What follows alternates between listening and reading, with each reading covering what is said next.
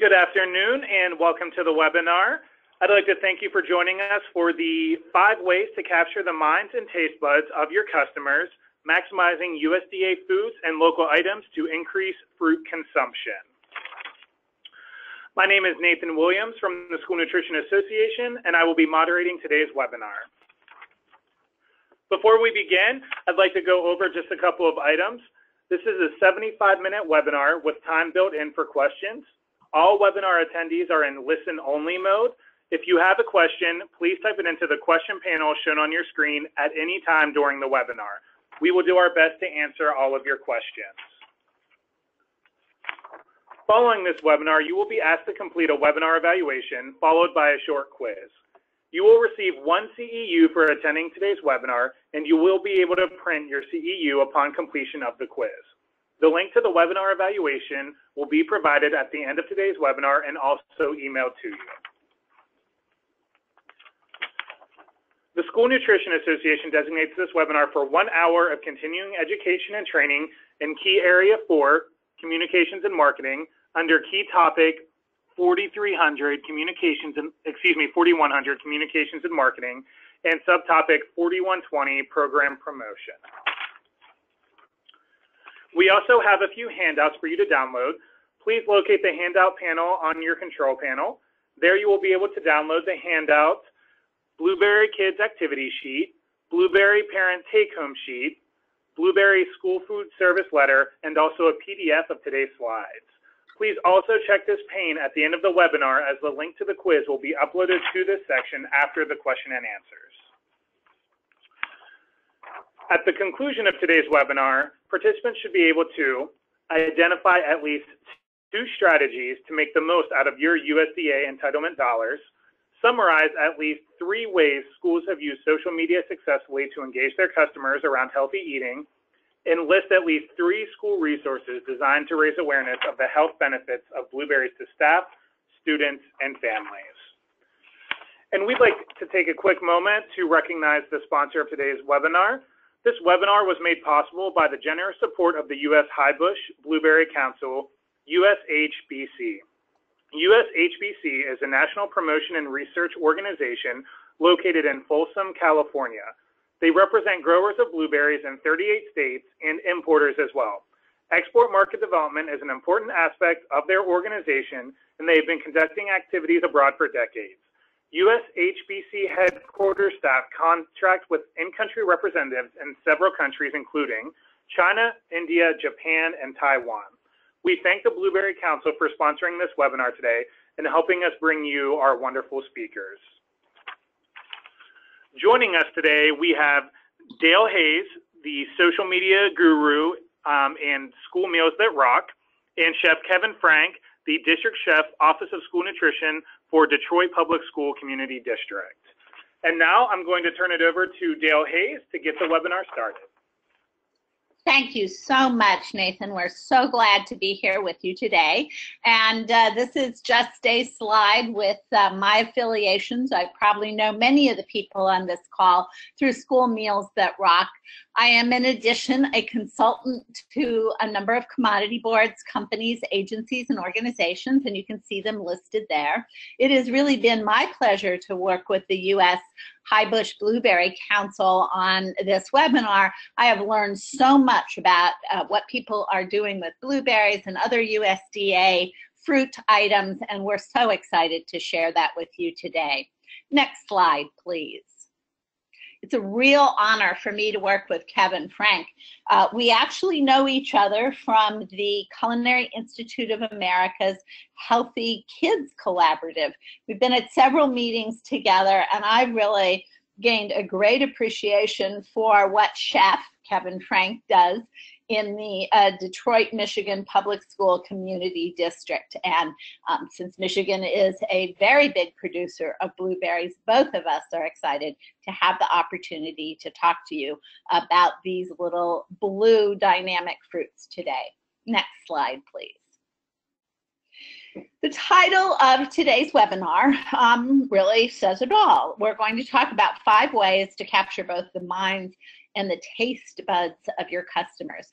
This really comes down to thinking about some ways to maximize USDA food dollars and local items to increase fruit consumption. Next slide, please. Had the great opportunity to work a couple of months ago now with another chef, Matt, who was also part of the collaborative talking about vegetables. But today we're talking about fruits.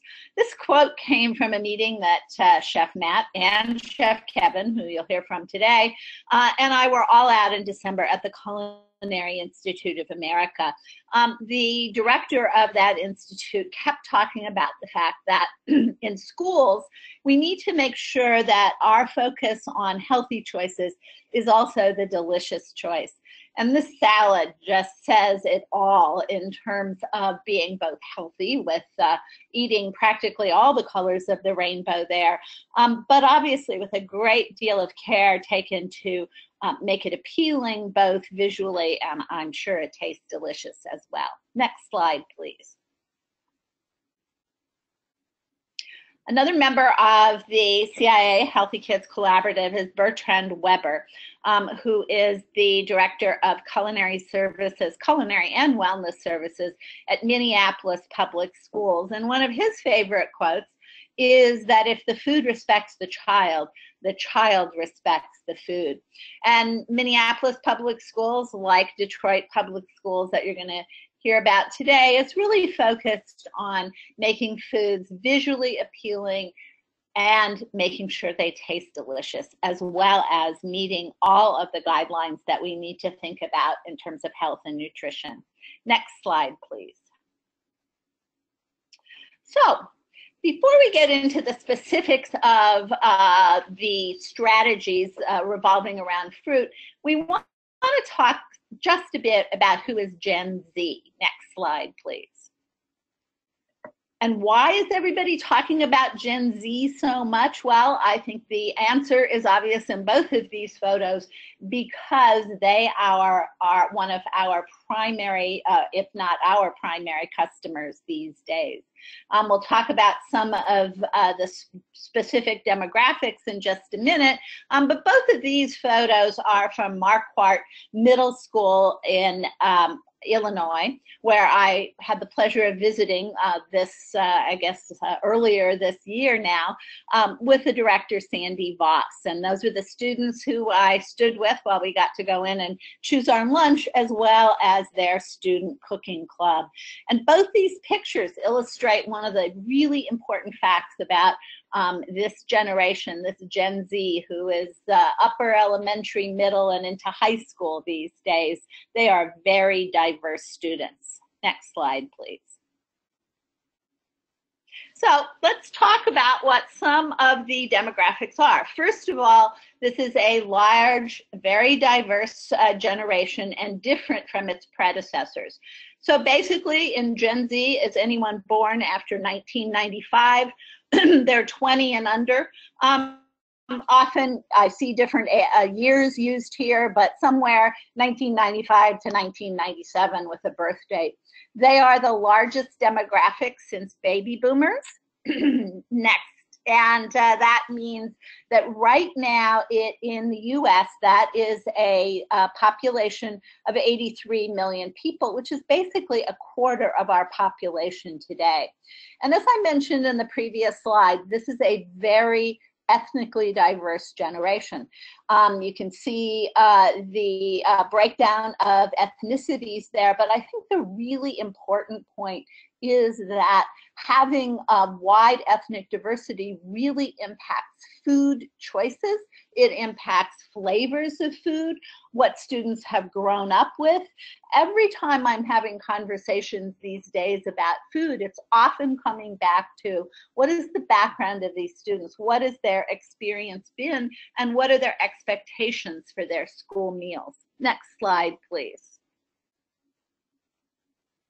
So before we dive into what Gen Z thinks or is like in terms of its use of social media, we'd like to take a poll. I'm very interested in this poll myself. You get to select one of the following to answer. Is your district utilizing social media today? If so, what platforms? By the way, I hope you can click on more than one choice, but we'll see.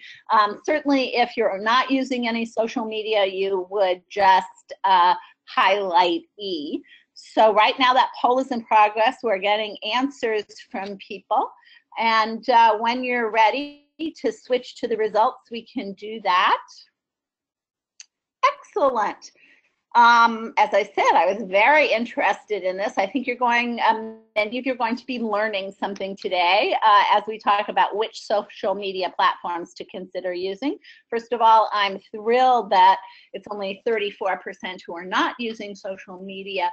But I think one of the things that's going to be important about Gen Z and social media is that those of you who aren't on Twitter or on Instagram especially may want to be thinking about getting into those platforms as well. Next slide, please. So Gen Z differs from the millennials in many ways.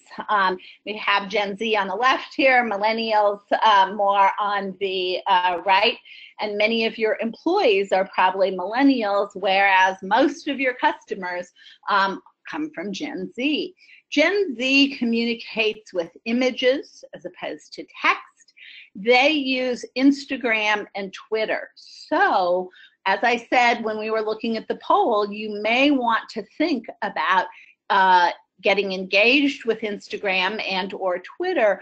Or if you haven't done any social media yet, I would suggest that Instagram and Twitter might be a good place to start.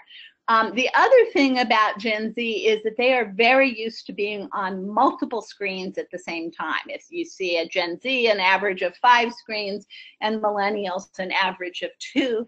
Actually, I've decided that I am Gen Z because I usually have at least 5 screens open, even though I am firmly in the boomer age group. Next slide, please.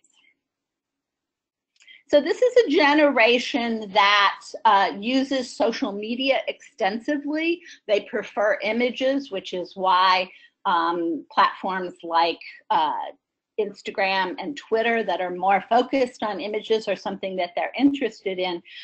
But there is also some interesting things about Gen Z and their food choices. So only 28% have been influenced to try something new from a commercial, whereas they are often influenced by their parents and families. I think one of the considerations for this age group, and especially for your customers, is that they have been going out to restaurants with their parents since they were born, and they are still going out to restaurants. And in those restaurants, they have a variety of experiences, but they often have them as a family. So this very well-connected group relies on their family and their friends to know what to purchase and how to think about food. So moms think they're influencing them, and they are, but they are also heavily influenced by their friends. Next slide, please.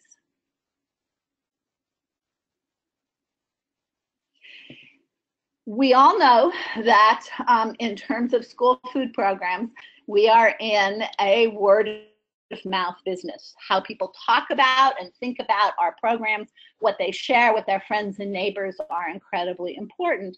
But what's increasingly important is to think about what about your program appears on screens. So what do you want people to be saying and talking about your programs on a whole variety of social media channels? Many people on this call have probably heard me talk about this before, but really reinforcing that the idea, the old-fashioned idea of having a paper menu on a refrigerator with a magnet has really gone by the wayside because it's on screens that people are going to be learning and thinking about your program. Next slide, please. I've really been thinking a great deal about this issue. I've had the pleasure of presenting with several different folks thinking about Gen Z and their digital world. So I think it is something that we really need to integrate in and think about as we move forward in promoting school meals. And that is that Gen Z, our customers, have only known a digital world. They've only grown up in a time when everybody has a screen practically all the time and they can be connected to it. This is a picture from a school in Alabama where obviously they're taking advantage of the fact that if you've got multiple devices, you need to get them plugged in and charged up. And they actually built the charging station in their cafeteria.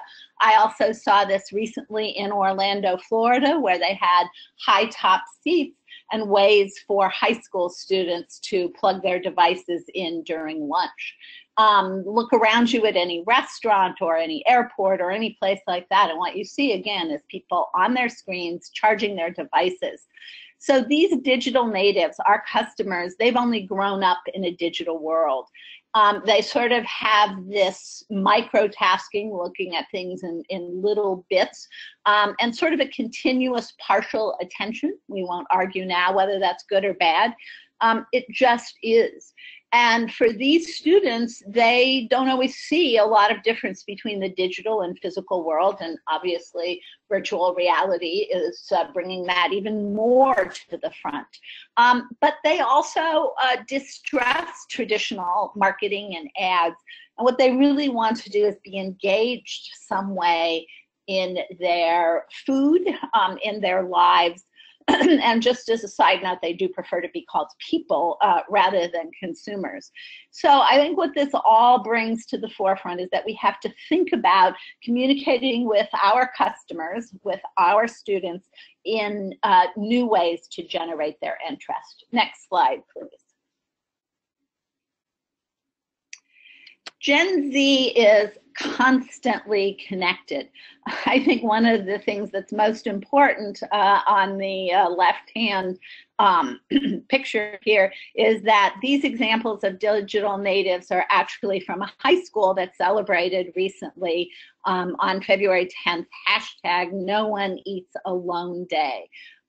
First of all, I'm so in favor of that concept, but it shows that students like to be engaged, but they like to be engaged in real time. So they were eating together in their cafeteria, but then they also like to share that engagement on social media with a hashtag. They estimate by 2025, everyone 29 or under will be a digital native. So that not only includes at that point your customers, but also many of the folks who are working in your programs. They will always be online except when they choose to disconnect. That's a bit different than digital immigrants, those folks who didn't necessarily grow up with so many screens. They often are offline unless they choose to go online. So I think focusing on digital natives and what that means about communication is incredibly important. Next slide, please. All right, we're about to shift from social media. We've gotten an idea of what channels you want, and now we're going to switch to the topic of food and specifically blueberries. The U.S. High Bush Blueberry Council was kind enough to give us this opportunity to share a number of ideas about social media with you, and we want to know if you're currently using blueberries on your menus. Do you usually use them fresh, frozen, dried, or juice? And yes, there is such a thing as blueberry juice. Or are you not using blueberries on your menus? One of the things that's been so fun in getting ready for this webinar is how many different uses people have for blueberries. So let's take a look at the results here and see how that breaks down. Good number of people using fresh blueberries, but obviously the top choice is frozen. And my guess is that many of those come through USDA Foods. It's a wonderful product to use. And for those 30% of you or so who are not using blueberries, I hope you are inspired by the next 40 minutes or so to see what folks are doing. Next slide, please.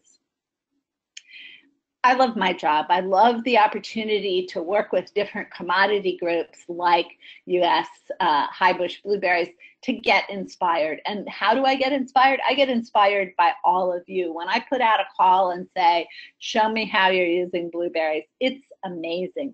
What we're going to talk about are those 5 ways in the title to capture the minds and taste buds of your customers.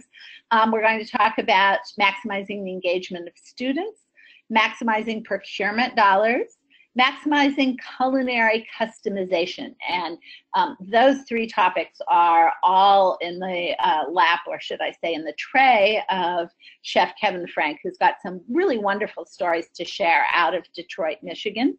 And then I'm going to wrap up with some thinking about how to use social media. So yes, we're pulling blueberries and social media together, and then share some of the great resources that the U.S. High-Bush Blueberry Council has for you. Next slide, please. So, number 1 in our 5 ways is to maximize the engagement of students. And I hope by the brief intro to Gen Z, just to get you thinking again about who Gen Z is, this issue of engaging students is absolutely critical for our customers. And now with these wonderful pictures, I get to turn it over to Chef Kevin. It's all up to you now. Awesome, thank you very much. So when we think about maximizing engagement, when we think about getting our students involved as it pertains to our items that we serve, more often than not, we get things from the vendors. It's going to be a poster, because we all love posters, right? I mean, they're bright, they're vibrant, and when they're posted in the proper location, they're immediately eye-catching. But to my mind, I think these posters do more to pique curiosity than to actually foster engagement. And I think that once that curiosity is satisfied, the posters kind of lose effectiveness. So to that end, I think it's necessary to kind of think more outside of the box as it pertains to creating lasting engagement. So the pictures that you see here are pictures of a trip we sent some of our students on to a blueberry farm in Covert, Michigan. The farm is owned by Barbara Norman, and that's actually where we buy our blueberries from. Last year, school year 15, 16, excuse me, we served just over 34,000 pounds of blueberries, and we purchased all 34,000 pounds from that farm. So, and I think specifically with Detroit being an urban center, a lot of our students don't necessarily have any real connection to agriculture of any kind. They have no idea what it takes to produce even one single blueberry, or what's involved in the supply chain of getting that blueberry from the farm to their plate. So by taking the students on this field trip, we were able to create a lasting, tangible experience that evokes positive feelings in relation to the blueberries.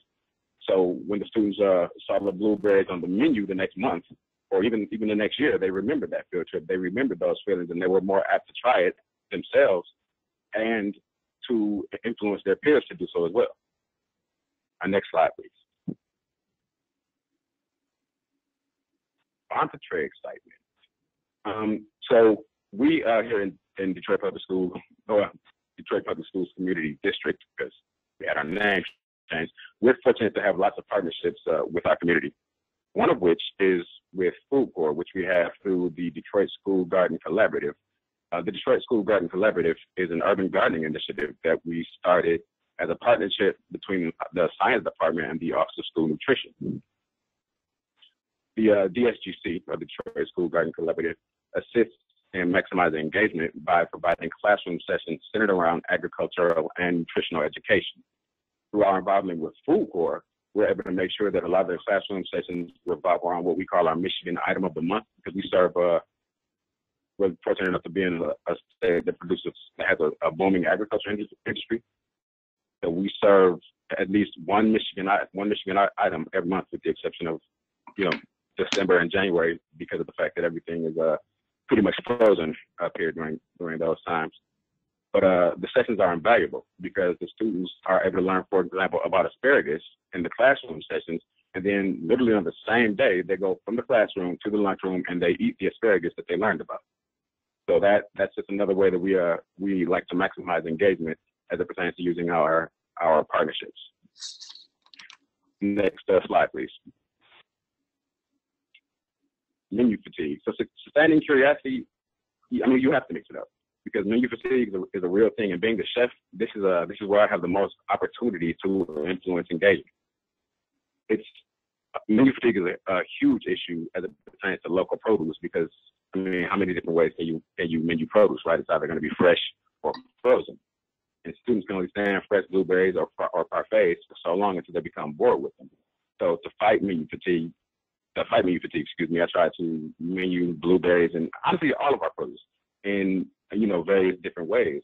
Blueberries, for example, can be used to make salad dressings. They can be used as toppings on salad. They can even be used in more savory applications, such as the picture you see here with the chicken fingers. I think that's maybe a blueberry barbecue sauce. We've used blueberry ketchup. We've even reduced that ketchup to make a glaze to put on meatloaf. So it's all in I think, thinking outside the box as it pertains to the menu as another way to maximize engagement. Next slide, please. This slide actually, I'm sorry. Go ahead. Oh, I'm sorry.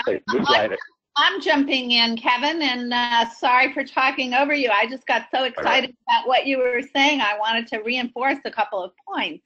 One is just so you got that, Detroit public schools community in the previous school year served 34,000 pounds of blueberries. So that makes a commitment to local farmers, but also I think what's really important about what Kevin shared is that he is avoiding menu fatigue by showcasing blueberries in so many different ways.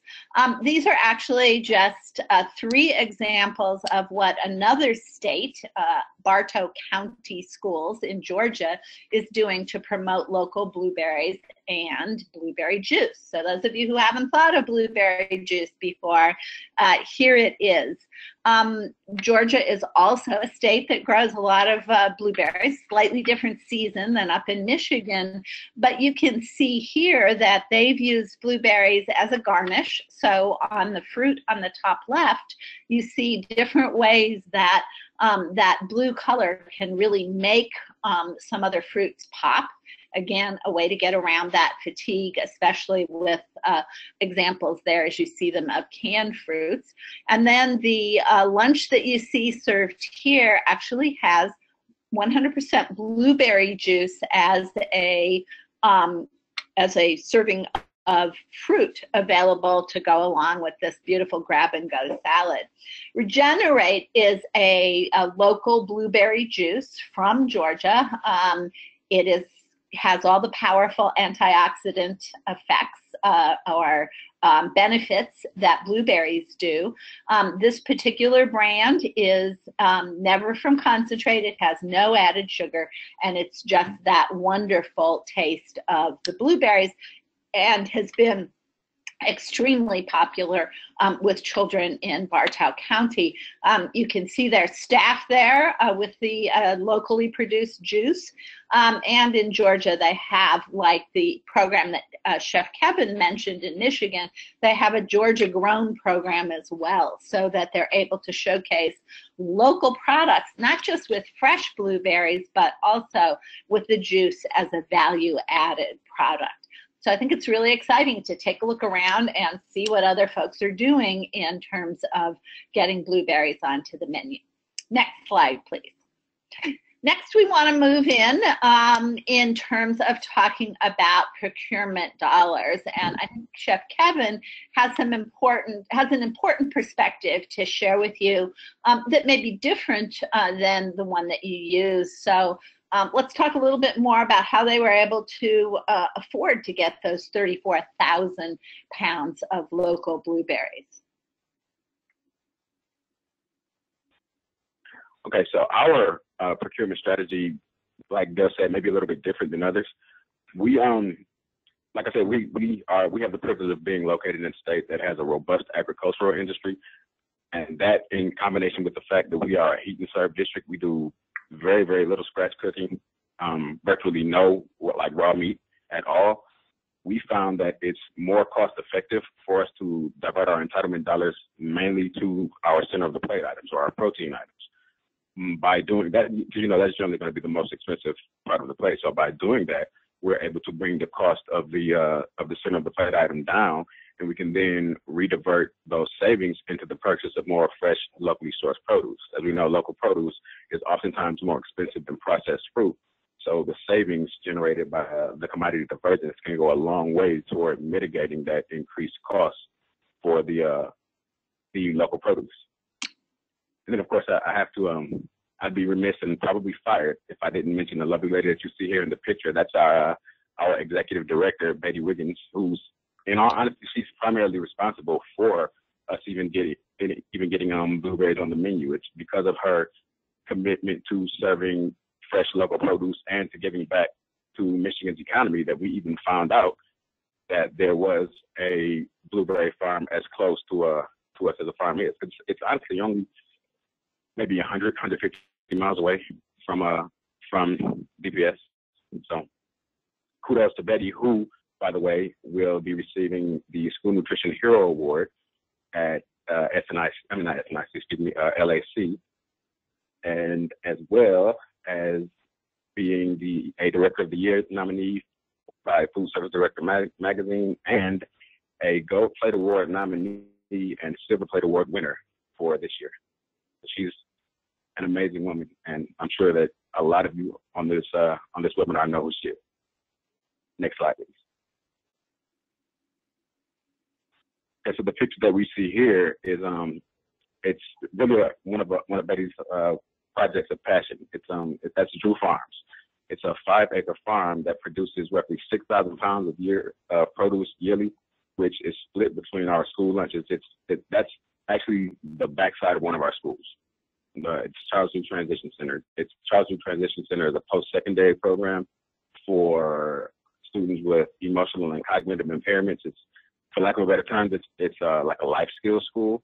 And one of the things that they learn there is farming and agriculture. So we made an investment and put a 5-acre farm behind that school that produces, like I said, about 6,000 pounds of produce yearly, which we split between our school lunches and farmers markets that we operate, because obviously the program needs to generate its own income as well. The 6,000 pounds of produce is clearly not enough to feed the entire district, but it does feed about 5 or 6 schools. And the plan is to take the Drew Farms project and use it as a pilot for a much larger program that would still involve a lot of student involvement that could conceivably feed the entire district. So here's hoping that will come to pass within the next couple of years. Next slide, please.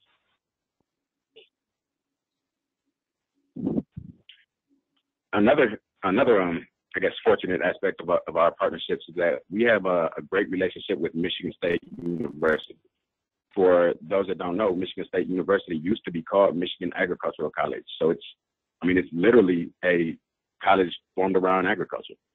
So they have a wealth of farming and agricultural resources, and they're extremely close to Detroit Public Schools. The main campus is about 70 miles away. They have an extension campus that's literally right around the corner from our headquarters. And there's also a turf management and an agricultural campus that is about 10 miles outside of the city of Detroit. And with the huge push toward urban gardening, many colleges have mandates that they dedicate resources toward not only the development of urban gardens, but school gardens as well. So if there is a college around you that has an agricultural program, I would definitely suggest looking into that as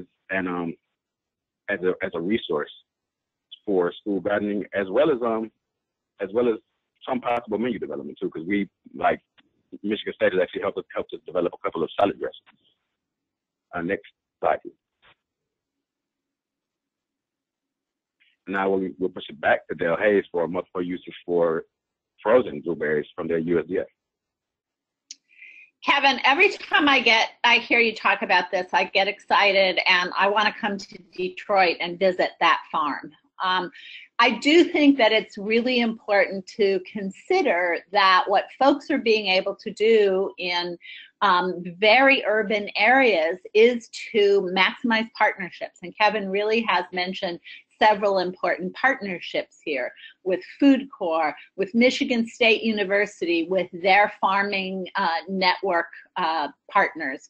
And those kind of partnerships mean that even in what we would, I think many of us consider a seriously urban, very inner city area, they are able to bring fresh produce in to the schools, but also have the schools participate in growing and cooking and eating, enjoying their own foods. So I really see that this movement that we're all thinking about or hearing about isn't just in states we think of agricultural centers and not just in rural areas, but is really important in urban areas as well. So Kevin is and Detroit Public Schools community are utilizing mostly fresh local berries, which is wonderful, but through USDA Foods, and many of you are getting ready to or ordering those foods for next year, you do have access to frozen blueberries. And here's two examples of ways that those frozen blueberries have been used. On the left, you see some triple berry smoothies from Midland ISD in Texas. Very exciting use of social media. By the way, if you're not following them, you should be following Midland ISD Child Nutrition Services, because they really are going all out to share how delicious and how targeted at students their menus are. So they served triple berry smoothies, and they had they were taste testing them actually, and they had great pictures from all of their schools doing that. I think one of the things that's really nice about frozen berries is that they can go directly into a smoothie or into a parfait and help to not only create a product that has great mouthfeel, but also help to keep that product nice and cold. The picture on the right is one that I found sort of accidentally last week, in that USDA was having a contest to share photos of USDA foods being served in school meals, and this was the winning photo from last year. And as you can see, the blueberries here were used in served as a basic cobbler with a little topping, but you know, cooked blueberries have I think one of those not only great colors, so here they're really brightening up the tray, but have sort of a comfort food feel to them. Kevin's going to talk about getting us away from some of the typical uses that we might think of for blueberries, but still some of those typical uses like cobblers, like smoothies, parfaits can be wonderful as well. Next slide, please.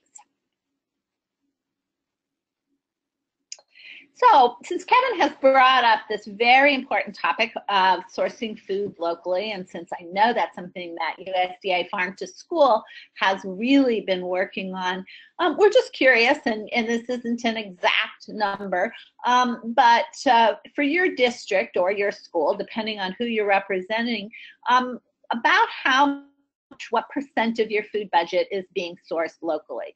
1 to 10%, 10 to 40%, 40 to 60, or 61% above, or none. One of the things that I think is really exciting, a trend that I've noticed, I mean, certainly we've thought fruits and vegetables in terms of local foods, but there are a lot more consideration going now into sourcing those center of the plate items that Kevin was talking about. So protein sources in Montana, we're working on Montana beef to Montana schools, but also people are now beginning to look at grains, rice, flour, all sorts of things.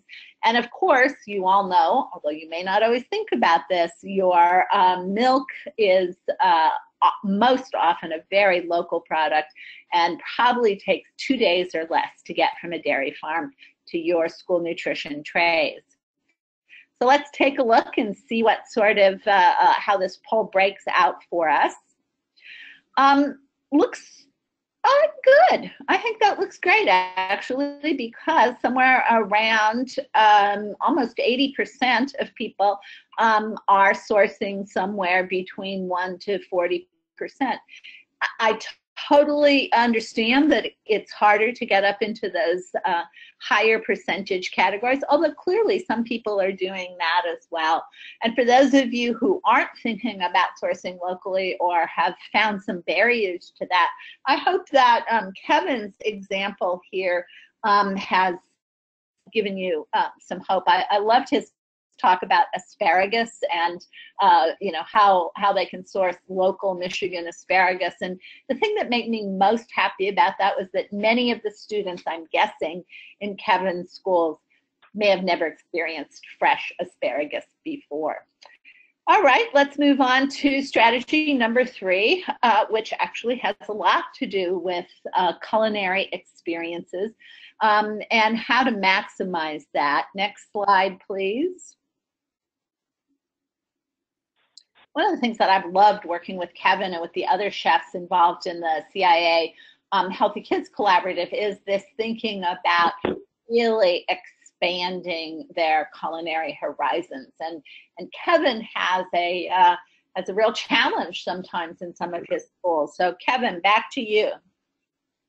Thank you. My computer actually cut off, so thank you for the segue. Okay, so blueberries at breakfast and beyond. So most people think, when we think blueberries, we think muffins, we think waffles, we think pancakes. And I mean, you know, those are the old standbys, and they work well when it comes to menuing. They're tried and true. We know that students are going to like them. But I mean, just like we were talking about when we were talking about maximizing engagement, menu fatigue is a real thing. So eventually, students are going to get bored with it. So that's when thinking outside the box becomes effective. You know, smoothies and parfaits are gaining popularity, and they're a great way to menu blueberries in the morning without having to resort to the same old thing. Not that there's anything wrong with the same old thing. I mean, there's a reason that the classics are classics. But I think that as it pertains specifically to my personal culinary philosophy, being a chef for a school district, I think it's my obligation to expose my students to as much as I possibly can from a culinary standpoint. If for no other reason than if I don't, there's a distinct possibility that no one else will. And even if they are getting that exposure at home, for me to be able to reinforce what they're learning at home, at school, is a great feeling. So I think that is another way that thinking outside the box really helps out. Next slide, please. Gen Z loves to customize. I must be part of Gen Z then, because so do I. I mean, I love making things my own, and even at 3 years old, I can see that trait in my son. And I think that honestly, children in general just kind of have a desire, to make things their own and express their individuality. Like the picture that you see here at the top is an oatmeal bar concept that I believe was out of Lakeview High School, right? There? Yes, that's right, Lakeview, Michigan. Right, Lakeview High School in Michigan. So as you can see here, that's a great way to use to use blueberries as a way to allow children to express their individuality. And also, whether it pertains to oatmeal bars, smoothie bars, or even salad bars, lots of students are extremely picky eaters. And by allowing students to have that option to customize, you not only allow them to express their individuality, but you make sure that even those extremely picky eaters are taken care of. Next slide, please.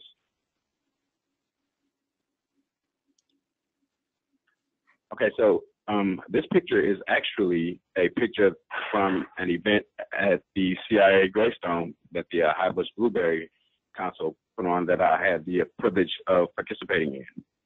The entire purpose of the event was to menu blueberries in new and exciting ways. And there were so many beautiful things there, from sloppy joes to meatloaf to salads and sandwiches for breakfast and lunches. It just goes to show that there are numerous different ways to menu blueberry. It doesn't always have to be sweet. You know, there are very many different savory ways that you can menu blueberries.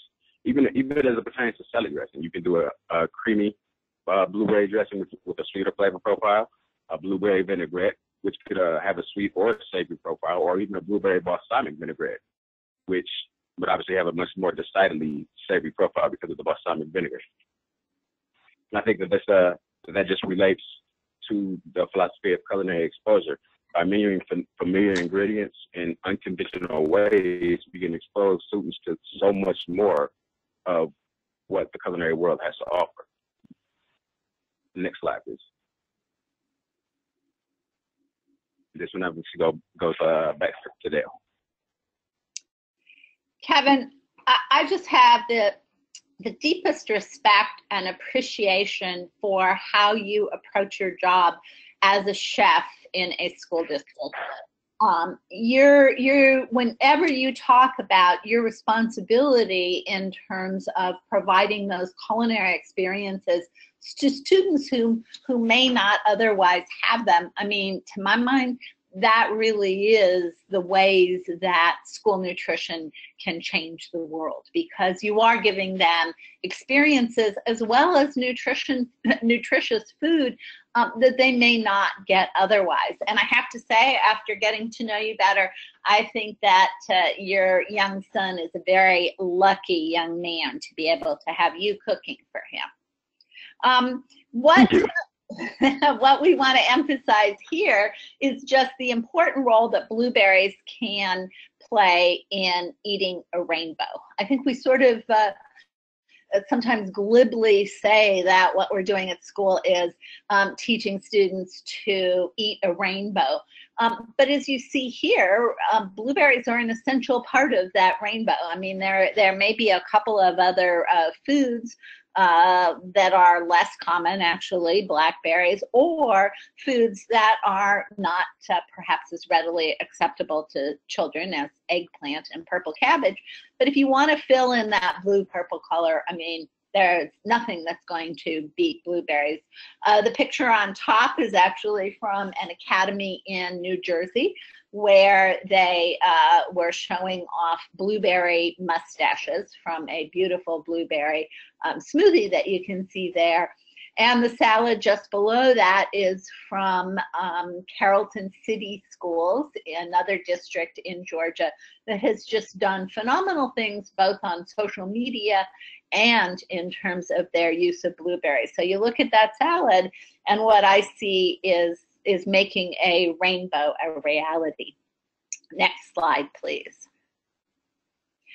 So now we're going to sort of switch back to social media to talk with blueberry examples about ways that schools are engaging with their students and their customers around social media. You'll have a chance, if you haven't done so already, to ask Chef Kevin a question. You can type those into the chat box, and Nathan at SNA is organizing those for us, and we'll be happy to answer them. Next slide, please. So what I did for this social media section is to just highlight, honestly, some things that I've seen over the past few weeks that really showcased, I thought, blueberries and social media in a really excellent way. I also want you to think about following these people. You will be able to download the slides from this afterwards as well. And so if some of this goes by a little quickly, you'll be able to get it later.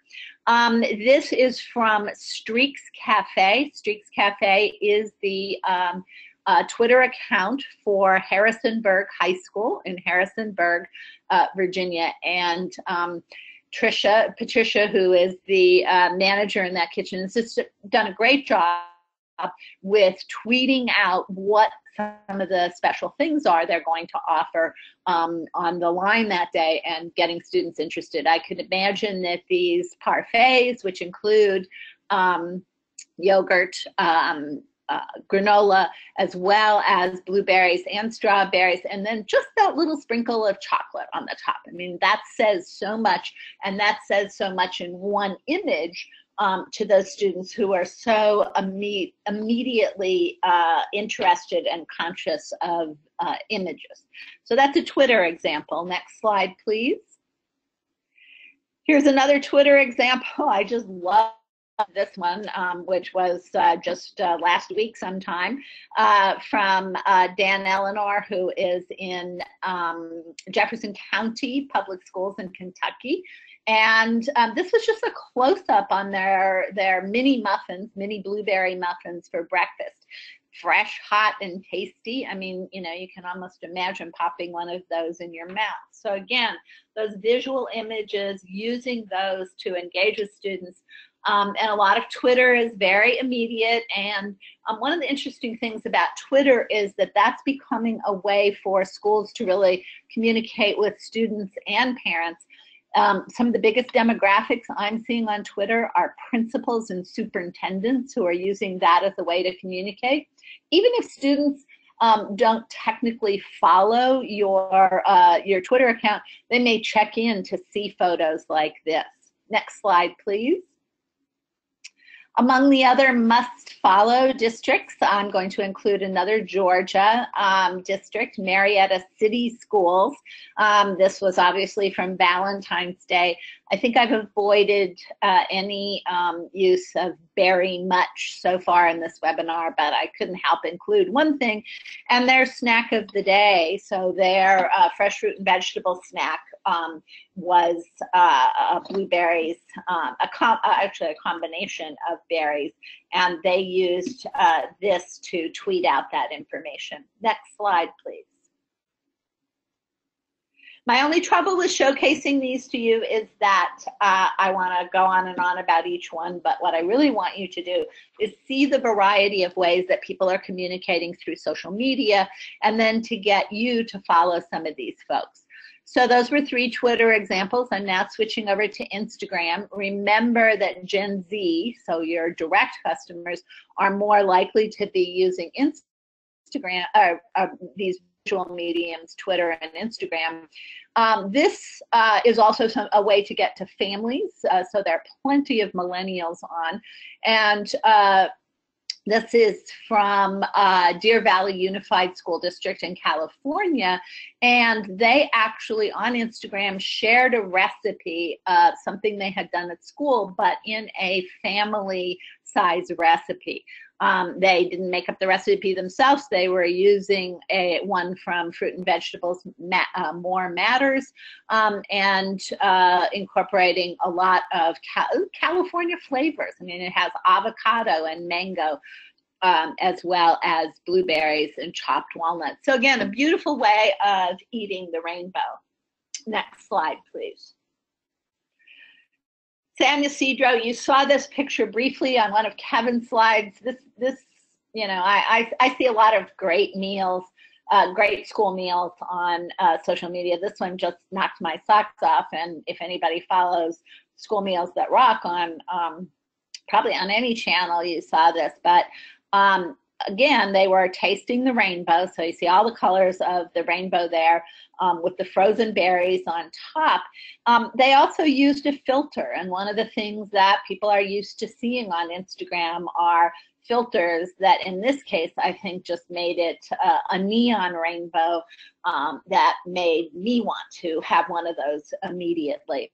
San Ysidro is just south of San Diego. It's in the San Diego urban area. Next slide, please. Speaking of San Diego, but I realize I'm using some examples here from California, and people say, oh, well, they have all those fruits and vegetables. But remember, you just heard from Chef Kevin, who is in a far northern state, who's able to utilize and make delicious use of a number of fruits, local fruits and vegetables. These are 3 salads from San Diego Unified from their Farm to School program. And these are composed salads. So on their produce bars, they have these 3 different composed salads, and the one on the far left is a combination of blueberries and mangoes. Obviously, purple/blue and orange are great colors together. One of the things I've seen is that a lot of schools can do great things with their school colors, utilizing various fruits and vegetables. Next slide. please.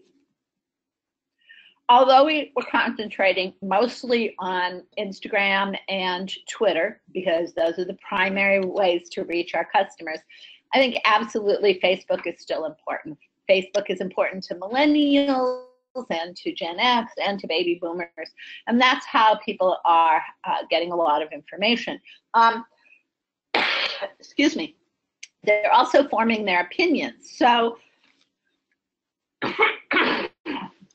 forming their opinions about school meals is a lot about what they see on Facebook. And San Diego Unified, again, does a great job. This was a red, white, and blue Memorial Day salad bar where they featured strawberries, vanilla yogurt, and blueberries. I think one of the things to think about here is all the different ways that you can take advantage of that wonderful blue color. Next slide, please. Oh, I could have just spent so much time on those, but I did not want to forget to talk about some of the resources that are available to you. The good news about these US Highbush Blueberry resources is that you can access the ones that are downloadable with this webinar, but also there are a number of resources on the website. I have to admit that I always learn something in working on a webinar, especially with a chef, because I'm not one. And one of the things that Chef Kevin really got me thinking about was the idea of using blueberries in savory connections. So not just that sweet flavor, but making them something savory as well. So these are not school recipes. These are recipes that US Highbush Blueberry Council has developed for general consumers or for restaurant chefs to think about. But all three of these seem to me things that could possibly translate to schools in terms of inspiration. So not that you would serve exactly this recipe, but it would inspire you to think of something you could do. And shout out to all my Tennessee friends. I thought Tennessee blueberry barbecue tacos sound wonderful. I can't wait to incorporate some blueberries in barbecue, two of my favorite things. And honestly, these are three of my favorite things because we have blueberry grilled cheese sandwiches. Again, a savory application, but putting some blueberries in there for a color. There are some schools now making panini sandwiches with a panini press, or there are even some commercial products now with those panini markings on them. So think about whether that might be a possibility. And then because of Brussels sprouts, we have blueberry balsamic glazed Brussels. What a combination of layers of flavors. And as we all know, the popularity of Brussels sprouts is just booming these days. Next slide, please. So those recipes were more general blueberry recipes, but the US Highbush Blueberry Council has a lot of resources that are specific to schools. So there are tips about how to use them, adding color to commodity purchasing, brightening kids' days with that sort of burst of color and flavor. And then Kevin talked to you about blueberry ketchup. There's actually a recipe for that, as well as blueberry granola bars. So please take advantage not only of the recipes that are available for download, but to go to the website and to download the recipe items and other resources that are there. Next slide, please. So I'm really hoping that those folks who said they weren't using blueberries at all are excited to explore whether those could be available to you through USDA purchases or could possibly be something that you could source locally. And when you do that, Kevin really got me thinking about menu fatigue and about signage fatigue, about all those kinds of things. So if you're thinking of ways to sort of mix it up, go to the website of any commodity group actually and see what kinds of resources they have developed there that may be things that can be part of a classroom activity or can be things that just are fun to do for kids, like these examples here. Next slide, please. And the specific recipes, some of that we have mentioned, including the blueberry ketchup, as well as a blueberry chicken wrap and a 3-ingredient parfait. Those recipes, which include HACCP and everything else that you're looking for in a recipe, are available on the website. Next slide, please. So I want to thank, first of all, Chef Kevin for working on this webinar. It would not have happened without him, and so much of what he talked about and presented really got me and other folks thinking about, okay, how can we utilize these concepts in schools?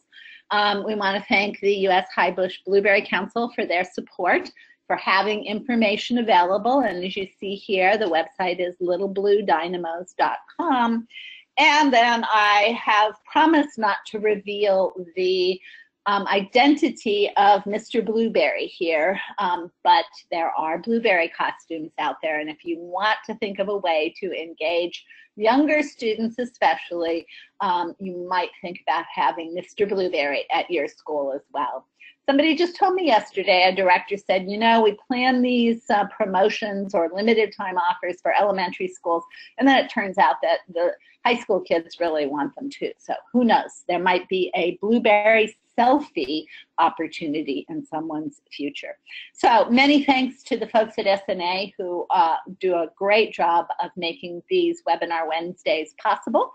I'm going to turn it back over to them with thanks again, especially to Chef Kevin, and we'll see if we've got some questions. All right, well, thank you so much, Dayle. So our first question is, do you have any suggestions on how to help build relationships with local farmers in hopes of purchasing produce at a reasonable cost?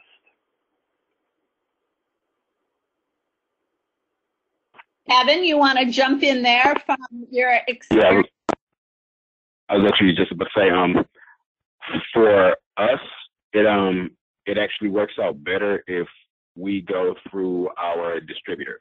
Our broadline distributor is currently US Foods, and we like they understand that we have a desire to purchase locally. So as far as the cost aspect of it, the farmers are generally more willing to sell to US Foods just because they know that US Foods sells to more people than just APSCD. So they I think are more willing to give US Foods a better price point. I think that's a great idea, and always working through your broadline distributor can be one way to go. I think one of the most interesting developments in the whole local foods and farm to school movement have been food hubs. So in some states and some areas, people are putting together food hubs. So it isn't just an individual farmer dealing with individual schools. It really is a hub where many farmers and many schools can come together and make those arrangements. Honestly, though, I also personally know, because I live in a rural state, Montana, with not a lot of especially fresh fruit and vegetables. And our experience has been that one of the most important things can be to go out and make contact with the farmer. Loudoun County, Virginia, has done some fabulous things with farmer trading cards.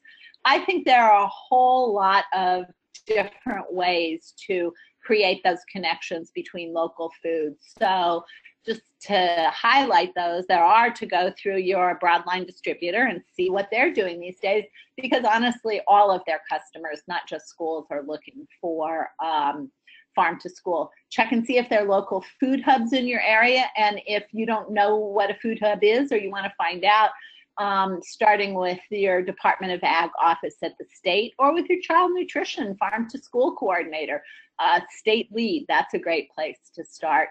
Also, just begin to visit farmers, or I've known a few people who've actually been able to pick up contracts by the farmers who they got to know at a farmer's market. So there are a whole variety of ways, but you just got to start doing it, I think is one of the best pieces of advice.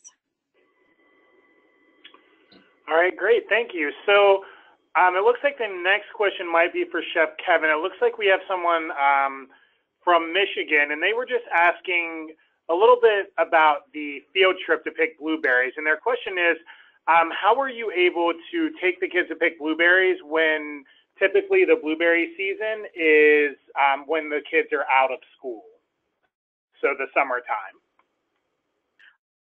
We sponsor summer jobs, honestly, for I believe it's 11th and 12th graders. So because like the picture of the farm that you saw, that's harvest season, all around the state. So we need help with our harvest. So part of that is the sponsorship of the summer jobs, and we do like a year-end celebration. So that's when that field trip happens. Like it was at the end of the harvest season, at the end of the summer job season. So it wasn't that during the school year, because like you said, that would pretty much be impossible. Although I think if I could just chime in again, Nathan, I think people, again, thinking a little bit outside of the box or outside of the farm, look for other ways where there may be a chance to connect students with how food is grown. And it might not be a blueberry farm, because you're not, in school's not in July, but is Boys and Girls Club in? Can you start working with some of the other folks who are caring for kids during that summertime, summer feeding program? Is it possible to connect those two farms in terms of farm visits? The other thing I want to emphasize, and the thing that I've gotten so interested in, are hoop houses. So not just greenhouses, but large, big acreage hoop houses going all year round. And they might not be growing blueberries, although I have heard of some orchards and hoop houses in places like Alaska, but developing relationships so that kids can see those. And last but not least, because I just saw on social media an announcement for our Gallatin Valley Farm to School camps. A lot of farm to school programs are now using summer as an opportunity to do summer camps, and then to have kids be able to go and visit those kinds of things. So check and see if one's available in your area, or if it's not, start one. All right, great, thank you. So the next question is, are there any grants to help promote farm to school? Oh, yes. There are all sorts of grants to help promote farm to school. Although I think the current USDA farm to school grant cycle is closed, there are lots of folks who are interested in farm to school. So some of the same sources that I just mentioned would be good places to start. Your State Department of Agriculture. My state Montana is going around the state having producers and people who want to buy from them meet together and talk about those opportunities. There are special grants, I know, in some cases for food banks and other folks who want to use local produce in food insecurity programs. So look around, look broadly, talk to your local ag community, and actually go online. I think the place that I might start, if I didn't know anything about it, would be farm to school grants, and see what comes up. This is such a hot topic, and there's so much interest. By the way, Kevin already gave you a great tip, and that is to look for your land grant university. So in his case, it's Michigan State University. In my case, it's Montana State University. But those land grant institutions have extension agents. So they often have offices in counties. And again, those extension agents help either make connections or help figure out what grant opportunities might be available. And also, I think that although it's not, the grants aren't specifically for farm to school, the Lifetime Foundation, though, is an organization that generates grants for school meal programs to eliminate what they call the harmful 7. We've been able to use a lot of the funds from the lifetime grant to expand our farming operations. Excuse me. So that may be something to look into as well. That's a great idea, Kevin. That's why it's important to have more than one of us, because that didn't rise to the top of my brain. And that's the Lifetime Fitness Foundation, correct? Mm-hmm. Yeah, they're the charity arm of Lifetime Fitness. Just really quickly, the entire purpose of the Lifetime Foundation is to generate funds for school meal programs to eliminate what they call the harmful 7, which I'm not going to enumerate here. It's basically they generate funds to help increase the nutrient density of school meals. I think that's a great example of a foundation you wouldn't necessarily think of. So see if Lifetime Fitness Foundation has is active in your communities. And again, I just want to reinforce that through the National Farm to School Network. So you can find them online, National Farm to School Network. There is a farm to school lead in every state. There is someone who's the designated contact for farm to school in every state.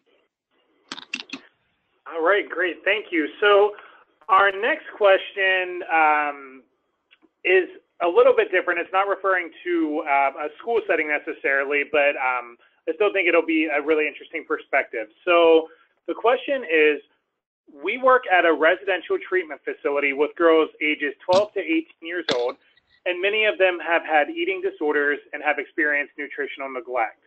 We are not permitted to use social media. Our meals are made in a domestic, home-like kitchen and not an industrial school lunch facility. We have a narrow time frame to prepare food and frequently serve crock-pot meals or ready-to-eat salads and canned fresh fruits. What would you recommend for us in our demographic? Well, I can't necessarily speak to the part about the nutritional neglect. Well, actually, I kind of can. My suggestion would be, if you only have a very, very small amount of time and a small amount of space to prepare your meals, then you need to make sure that those meals are as nutrient dense as possible. To that end, to the extent that you can, I would suggest using as much fresh fruit as possible. Use as many unconventional, I guess you could want to say, ingredients. Like, take for example the salads. I believe you said you prepared salads. Rather than using iceberg lettuce, maybe try using kale or spinach or mixed baby greens, something that's going to have a lot more nutrients in it than just the iceberg lettuce, or the conventional food that may be served normally. I'm going to jump in and tag team. I actually do have a background in working with eating disorders and students who may have experienced some nutritional neglect, and I absolutely concur with what Chef Kevin just said about making meals as nutrient rich as possible. I also think that many of the young people who have been through those sorts of experiences can really benefit from becoming engaged by actually helping to cook and prepare the food. So whether it's tearing up the lettuce, whether it is putting different colors together on a plate, culinary experiences for children are incredibly important. And as Kevin said, that's one of the things he takes seriously in his job as a chef. But I think they are even more important for someone who's had some difficulties with food or experienced food insecurity. So very simple ways. Cooking doesn't have to be a complicated thing, and it doesn't have to involve sharp knives, which I know is a problem in some residential facilities. It can involve mixing things and customizing them. I think it takes us all the way back to some of the customizable suggestions we had before, putting together a fruit cup or a parfait, and then gradually moving towards making some foods that can be served and shared as a group. And again, I think that color is so important to that process, and nothing more colorful than fresh fruit and that delicious blue color of blueberries.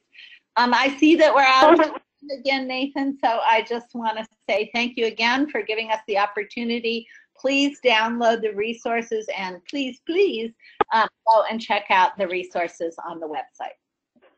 All right, great. Well, with that, that concludes the question and answer. So quickly, we just want to let you know of our upcoming webinars.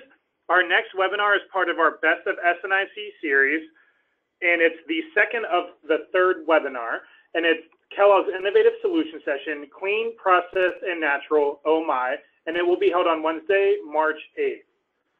Be sure to register for this webinar, and to view a complete upcoming list of webinars, go to the link provided on your screen. And never miss an SNA webinar again. Every webinar Wednesday is recorded and posted to the on-demand library within 1 to 2 days. Please go to the link provided on screen or to our website. Again, we'd like to extend a huge thank you to our speakers and our sponsor today. Please go to the link provided on screen to complete the evaluation and quiz for today's webinar. Keep in mind that the link is case sensitive and to type the link using all caps, otherwise the link will not work. The link will always begin with capital bit.ly / followed by www and the date of when the webinar aired. This link has also been added as a handout in the handout pane. Everyone in attendance will also receive an email within 1 hour with the link, unless you are watching this after it aired on Webinars on Demand. If you logged in from a mobile device or as a group, you will receive an email including the instructions on how to obtain the quiz link from the Webinars on Demand. Again, we'd like to thank you all for your participation, and we look forward to you joining us for the next SNA Webinar Wednesday. Have a great afternoon.